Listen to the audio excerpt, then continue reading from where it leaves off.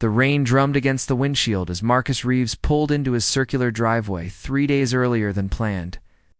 The Barcelona conference had ended abruptly when the keynote speaker fell ill, leaving Marcus with an unexpected opportunity to return to his sprawling home in the hills overlooking the city. As a renowned cardiac surgeon, he rarely had unscheduled time, and the thought of a quiet evening in his own space appealed to him more than he cared to admit. The house stood silent and dark against the storm clouds, its modern glass facade reflecting the gray afternoon sky. Marcus had purchased the property 2 years ago, after his divorce from Rebecca became final. The minimalist architecture suited his new life: perfectly clean lines, no clutter, no reminders of the chaos that had consumed his previous marriage. Everything had its place, including the people who worked for him. Rosa Delgado had been his housekeeper for 8 months now. The employment agency had recommended her highly punctual, thorough, and most importantly, invisible. She arrived each Tuesday and Friday at 9 in the morning, completed her work with quiet efficiency, and left before he returned from the hospital. Their interactions had been limited to brief notes left on the kitchen counter and the occasional glimpse of her small figure disappearing around a corner when he arrived home unexpectedly. What Marcus knew about Rosa could fit on an index card. She was in her early 20s, spoke softly accented English, and maintained his home with a level of care that suggested genuine pride in her work. She never moved his things unnecessarily, never left traces of her presence beyond the subtle scent of lavender cleaner and the perfect arrangement of his belongings. It was exactly what he wanted: professional distance wrapped in domestic perfection. The front door's electronic lock recognized his key card with a soft beep. Marcus stepped into the marble foyer, shaking raindrops from his coat. Felt different somehow, though he couldn't immediately identify why. The familiar silence was there, but underneath it lay something else: attention, that made him pause with one hand still on the door handle. "Rosa," he called out, his voice echoing off the high ceilings. It was Friday afternoon, well past her usual departure time, but perhaps the storm had delayed her. No response came, just the continued patter of rain against the floor-to-ceiling windows. Marcus set his luggage by the staircase and walked toward the kitchen, his footsteps muffled by the thick Persian runner. The house seemed to hold its breath around him, each room he passed maintaining its pristine order while somehow feeling unsettled. He loosened his tie, looking forward to a glass of wine and the medical journals that had accumulated in his absence. The kitchen appeared normal at first glance: spotless granite countertops, gleaming stainless steel appliances, everything in its designated place. But as Marcus rounded the island, his world tilted on its axis. There, on the cold tile floor, lay Rosa, her body curled in a protective position, completely naked. Her dark hair spread across the white stone like spilled ink. For a moment, his medical training warred with his shock. Then instinct took over, and he dropped to his knees beside her, his hands automatically checking for a pulse while his eyes took in the bruises along her ribs, the split lip the way. She trembled despite being unconscious. Her breathing was shallow but steady, and her pulse, though rapid, was strong. "Rosa," he said gently, reaching for the dish towel hanging nearby to cover her. "Rosa, can you hear me?" Her eyes fluttered, open, dark, and unfocused with pain and fear. When they landed on his face, she tried to scramble backward, a small cry escaping her lips. "No, please," she whispered, her voice hoarse. "Please, don't. Todd." "It's okay," Marcus said, keeping his voice calm and professional despite the rage building in his chest. "You're safe now. I'm going to help you." Marcus maintained his distance, crouched several feet away as Rosa's breathing gradually steadied. Years of emergency medicine had taught him to read trauma, and every instinct told him to move slowly, speak softly, and let her set the pace. Her eyes darted around the kitchen like a trapped animal seeking escape routes, and he recognized the look he'd seen it countless times in the emergency room. "Rosa, I'm Dr. Reeves. You know me," he said gently, keeping his hands visible and non-threatening. "Can you tell me what hurts? You need medical attention?" She shook her head quickly, wincing at the movement. "No hospital," she whispered, pulling the dish towel tighter around herself. "Please, No police. I just need to go. You're hurt, Marcus observed, noting the defensive way she held her left arm. At minimum, you may have bruised ribs.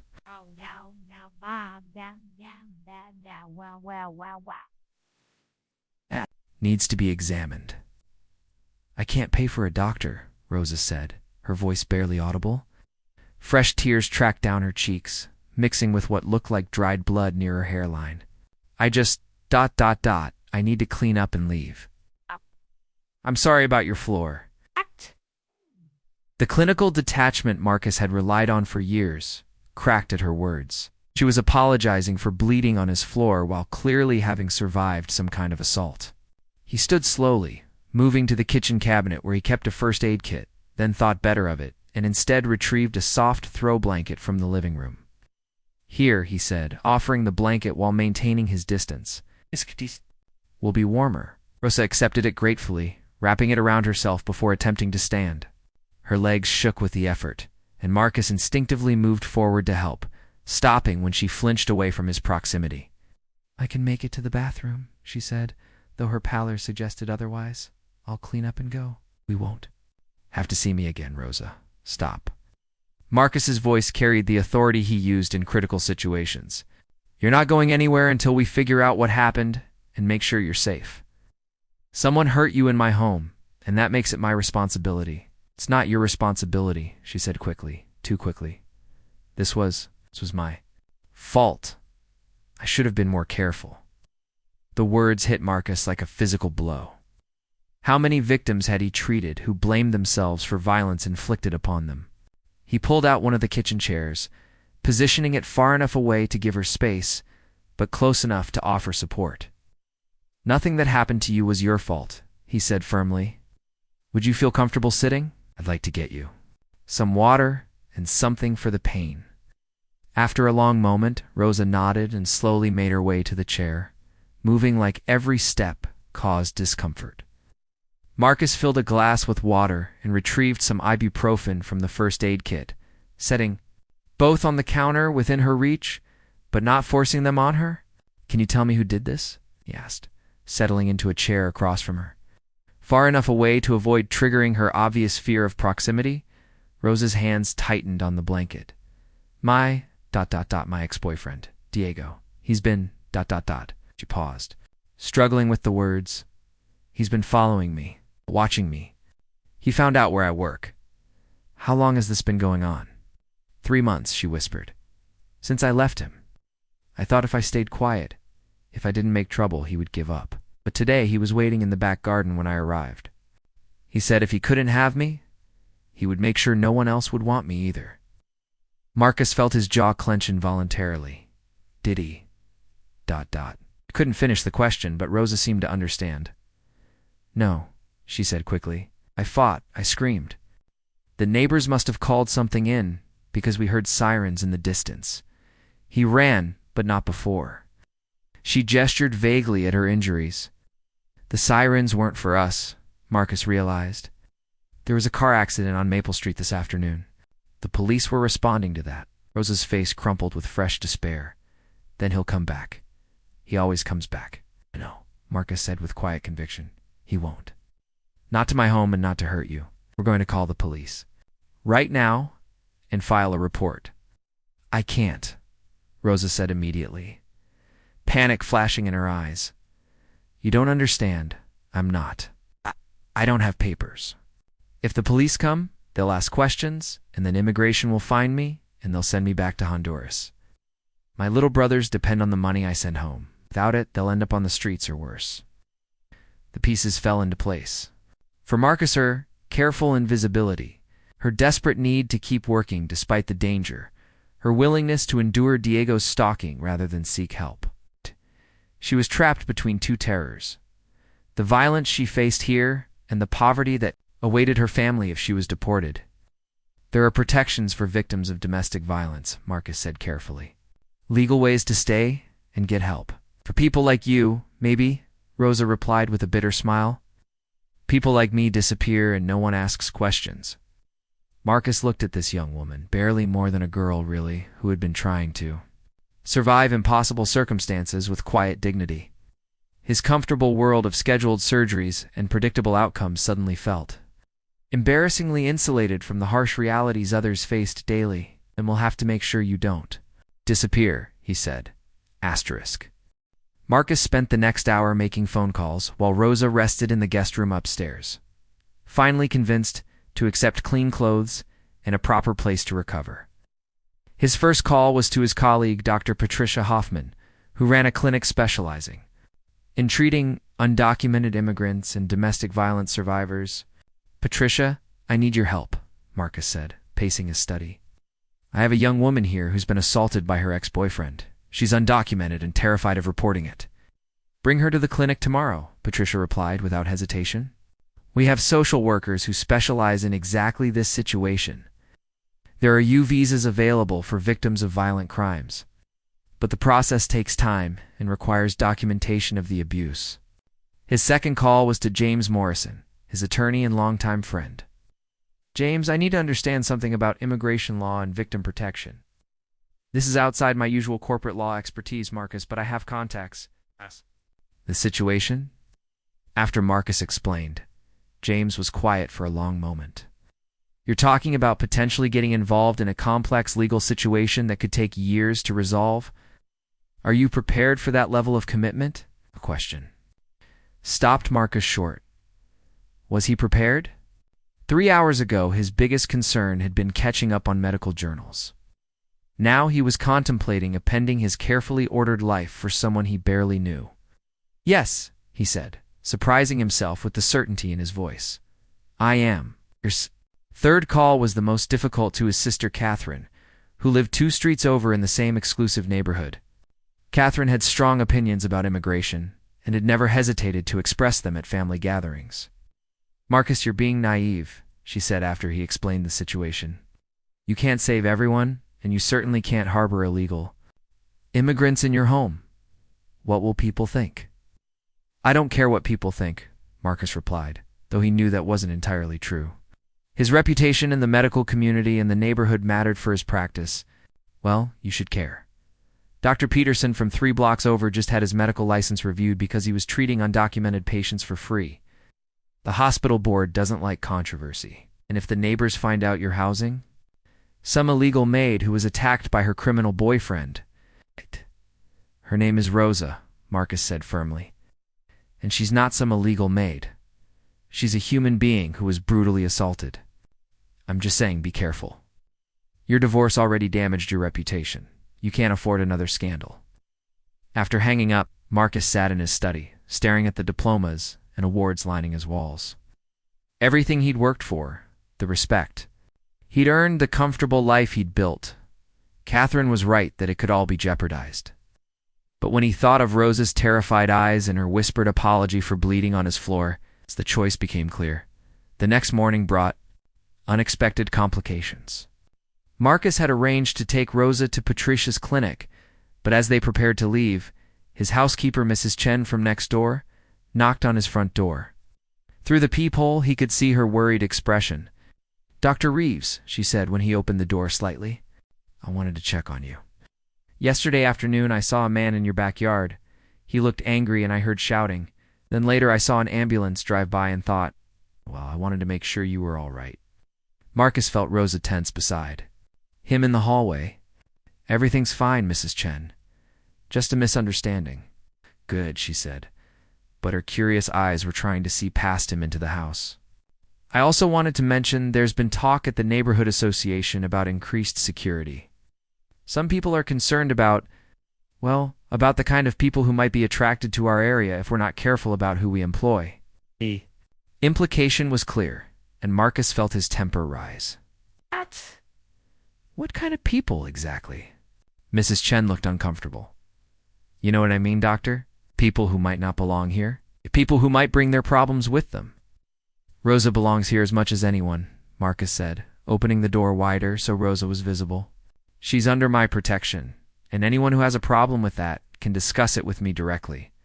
Mrs. Chen's eyes widened as she took in Rosa's bruised face and Marcus's protective stance. "Oh my," she whispered. I see. Well, If you need anything. Thank you, Marcus said, already closing the door. That afternoon, after Rosa's appointment, at the clinic where Patricia had confirmed 3 cracked ribs and started the legal process for a U visa application, Marcus returned home to find 3 messages on his answering machine.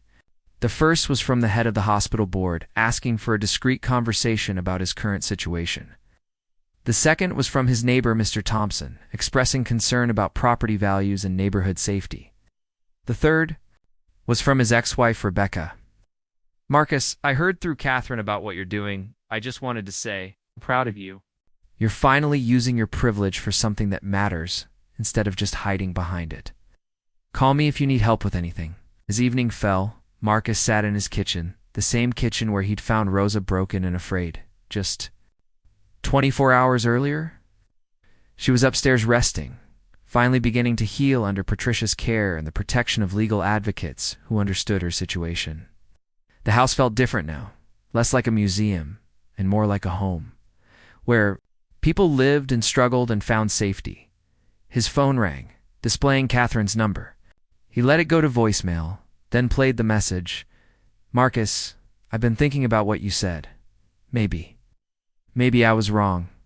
If you need help with anything, call me and Marcus. That girl is lucky to have someone willing to fight for her. Marcus smiled, looking up toward the guest room, where a light still glowed under the door. Tomorrow would bring new challenges, legal battles, social pressure, professional scrutiny. But tonight Rosa was safe, and that was enough. For the first time in years, his perfectly ordered life had real purpose. Asterisk. 2 weeks later, the consequences of Marcus's decision began to manifest in ways he hadn't anticipated. The hospital board meeting had been as uncomfortable as expected. Dr. Harrison, the chief administrator, had made it clear that harboring undocumented individuals reflected poorly on the institution's reputation. Marcus had listened to veiled threats about his surgical privileges and carefully worded his concerns about liability issues before walking out mid-meeting. Let them question my medical ethics, he told Patricia over coffee that afternoon. My patient care speaks for itself. But the professional pressure was nothing compared to what Rosa was enduring. Diego had been arrested after Patricia's clinic reported the assault, but he'd been released on bail within 48 hours. A restraining order felt like tissue paper against his escalating harassment. Anonymous calls to the house at all hours. Flowers left on the doorstep with threatening notes, and twice. Marcus had found Diego's car parked across the street, just watching. Rosa had stopped sleeping through the night. Marcus would often find her in the kitchen before dawn, quietly preparing breakfast with the methodical precision of someone trying to maintain control over the few things she could manage. Her legal case was progressing. The U visa application was strong, but the process would take months, possibly years. I should leave, Rosa said one morning, setting down his coffee with hands that trembled slightly. This is destroying your life, and it's not making me any safer. Where would you go? Marcus asked gently. Back to Honduras, where your brothers are struggling. To another city where Diego could follow you and you'd have no protection at all? I survived before I met you, she said with quiet dignity. I can survive again. Surviving isn't living, Marcus replied, surprised by the conviction in his own voice. You deserve better than just surviving. The conversation was interrupted by the doorbell. Through the peephole, Marcus saw a woman he didn't recognize, middle-aged, professionally dressed, with the confident posture of someone accustomed to authority. Dr. Reeves. I'm Detective Carmen Valdez with the Domestic Violence Unit, she said when he opened the door. I'd like to speak with you and Ms. Delgado about Diego Morales. Rosa appeared in the hallway, her face immediately tense with worry. Is he?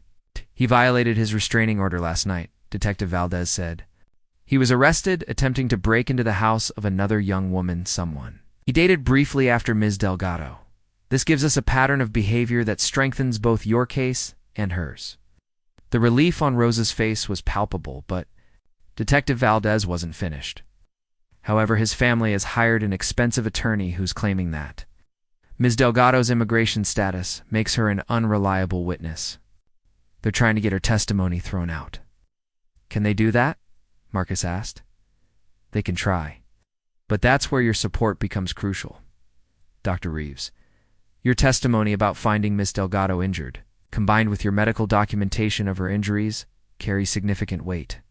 Your reputation in the community matters here. After Detective Valdez left, Marcus found Rosa sitting in the garden, staring at the roses she'd been tending during her recovery. Over the past 2 weeks, she'd quietly begun caring for his neglected landscaping, transforming the sterile outdoor space into something vibrant and alive. "You've made everything beautiful," he said, settling onto the bench beside her, careful to maintain the respectful distance they'd established. "It's the least I can do," Rosa replied. "You've given me more than shelter, Dr. Reeves. You've given me dignity. No one has ever fought for me before." "Marcus," he said quietly. "You can call me Marcus." She smiled, the first genuine smile he'd seen from her. "Marcus, it suits you better than Doctor. Rosa, I want you to know that whatever happens with the legal case, you have a place here as long as you need it. And when you're ready, if you want to pursue your education or change careers or anything else, I'll help you with that too." "Why?" she asked, turning to face him. How you doing? "All this for someone you barely know?" Marcus considered the question carefully. "First I told myself it was just the right thing to do, but that's not entirely true anymore." He paused, choosing his words carefully. "You've changed something in this house, Rosa. It feels like a home now, instead of just a place where I sleep between surgeries. You've reminded me that there's more to life than professional success and social standing." "I've brought you nothing but trouble," she protested. "You've brought me purpose," he corrected. "And if I'm being completely honest, you've brought me something I didn't even realize I was missing." Before Rosa could respond, Marcus's phone buzzed with a text from Catherine. "Emergency Neighborhood Association meeting tonight. They're voting on residential security measures. Translation: they want to ban domestic workers who don't have proper documentation. Thought you should know." Marcus showed Rosa the message, watching her face fall with disappointment, but not surprise. "I should pack," she said quietly. No. Marcus said firmly. "We're going to that meeting. Together, it's time the neighborhood association met the person there, so eager to exclude." That evening, Marcus and Rosa walked into the community center hand in hand, not romantically, but as allies facing a challenge together. The room fell silent as they entered, dozens of well-dressed neighbors turning to stare at the surgeon and the young woman whose presence had sparked so much controversy. Mrs. Henderson, the association president, cleared her throat nervously. "Dr. Reeves, we weren't expecting you to attend tonight." "I wouldn't miss it," Marcus said, guiding Rosa 2 seats in the front row. "I understand you're discussing policies that would directly affect my household staff. I thought you might benefit from hearing from the person you're legislating against." As Rosa stood to address the room, her voice steady despite her obvious nervousness, Marcus realized that whatever happened next, they would face it together. The frightened, broken woman he'd found on his kitchen floor 3 weeks ago had become someone else entirely, someone strong enough to speak her truth to a room full of people who had already judged her. Someone brave enough to claim her right to exist in their carefully ordered world. Asterisk. "My name is Rosa Delgado," she began, her accent lending dignity to words that carried the weight of her experience. 3 weeks ago, I was attacked in Dr. Reeves' home while doing my job. I could have died on that kitchen floor, but instead, I found something I'd never had before, someone willing to see me as a human being worth protecting." The room remained silent, but Marcus could see the subtle shifts in posture. The way some faces softened with unexpected empathy, while others hardened with predetermined judgment. "You want to pass rules to keep people like me out of your neighborhood," Rosa continued. "But I wonder if you know who people like me really are. I send money home to Honduras every month, so my 2 younger brothers can stay in school instead of joining gangs or working in factories. I've cleaned your houses, cared for your children, tended your gardens, and remained invisible so you could feel comfortable. I've never asked for anything except the chance to work and survive." Mrs. Henderson shifted uncomfortably in her chair. "Miss Delgado, we appreciate your perspective, but surely you understand our concerns about safety and legal liability." "Whose safety?" Rosa asked quietly. "Mine?" because I can tell you that the greatest threat to my safety didn't come from this neighborhood. It came from someone who believed he owned me, who thought I was too powerless to fight back. Dr. Reeves didn't create that danger. He offered me protection from it. Marcus watched his neighbors' faces, seeing the internal struggle. Between their preconceptions and the reality of the young woman speaking to them with such quiet strength, Mr. Thompson, who had left the concerned voicemail, was frowning thoughtfully. Mrs. Chen looked ashamed of her earlier gossip. Furthermore, Rosa continued, your legal concerns are misplaced. I'm in the process of obtaining a U visa as a victim of violent crime. My status is being regularized through proper legal channels with the help of attorneys and advocates who specialize in these cases. Dr. Reeves didn't harbor anyone illegally. He provided emergency aid to an assault victim, exactly as his medical oath requires. When Rosa finished speaking, the room remained quiet for a long moment. Then Mrs. Chen stood up. I owe you an apology, she said, addressing Rosa directly. I made assumptions about you based on fear and ignorance. I'm ashamed of that, she turned to address the room. I moved to table this proposal indefinitely. We have actual security concerns in this neighborhood, but they don't include hardworking people who contribute to our community. The motion passed by a narrow margin, but it passed.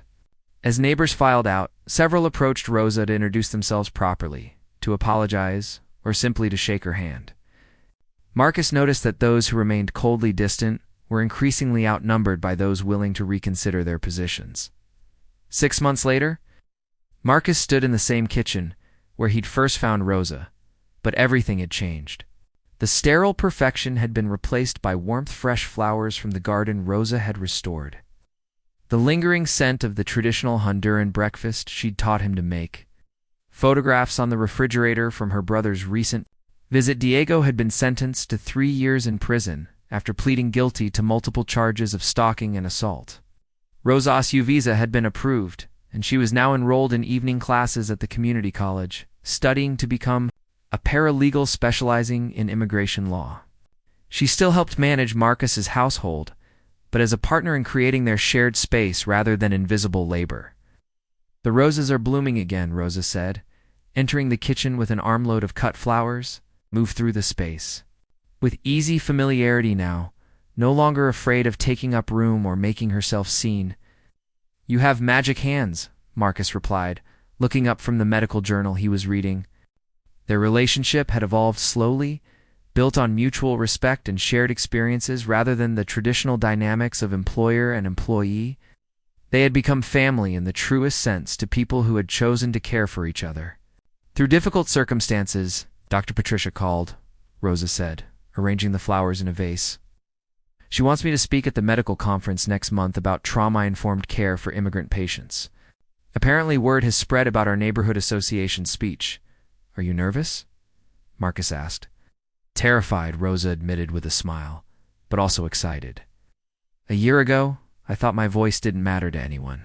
What people want to hear. What I have to say about making healthcare more accessible and humane. Marcus closed his journal and really looked at her, this remarkable woman, who had transformed not just his home, but his understanding of what it meant to use privilege responsibly. I'm proud of you, he said simply. I'm proud of us, Rosa replied. We made something good out of something terrible. That evening, as they worked together in the garden, Marcus learning about plants while Rosa learned about the medical journals he read, Mrs. Chen appeared at the fence line.